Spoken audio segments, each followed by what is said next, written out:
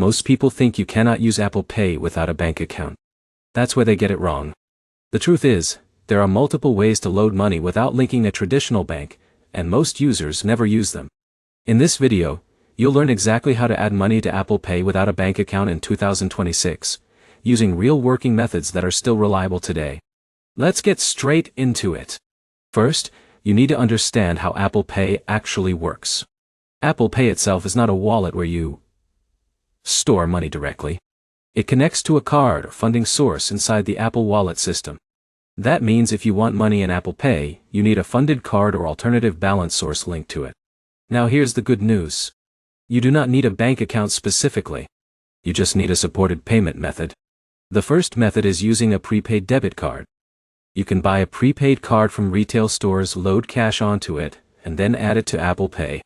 Once it is added, you can use it just like a normal card for contactless payments. But here's the problem. Not all prepaid cards are compatible with Apple Pay. Some are restricted depending on the issuer. So you need to check if the card supports Apple Wallet integration before buying it. Now here's where it gets interesting. Another method is using mobile payment apps that issue virtual cards. Some fintech services allow you to load cash and then generate a virtual debit card. That virtual card can then be added directly to Apple Pay.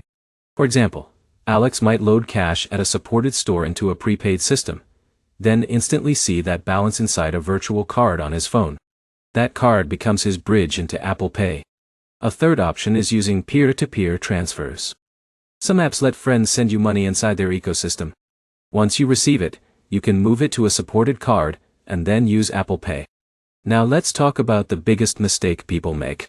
They try to add cash directly into Apple Pay without any card or intermediary. That's not how the system is designed, and it leads to confusion. So here's the simple step-by-step logic. First, load cash into a prepaid or digital wallet system. Second, convert it into a supported card or virtual card. Third, add that card to Apple Wallet. Once that is done, your Apple Pay is effectively funded. In daily use, this means you can still tap and pay in stores, online and in apps without needing a traditional bank account linked directly. To wrap it up, Apple Pay does not require a bank account, but it does require a funding source like a prepaid card or digital wallet. Once you understand that, the process becomes very simple. If this helped clear things up, hit like, drop a comment with your setup, and subscribe for more simple payment and finance guides like this.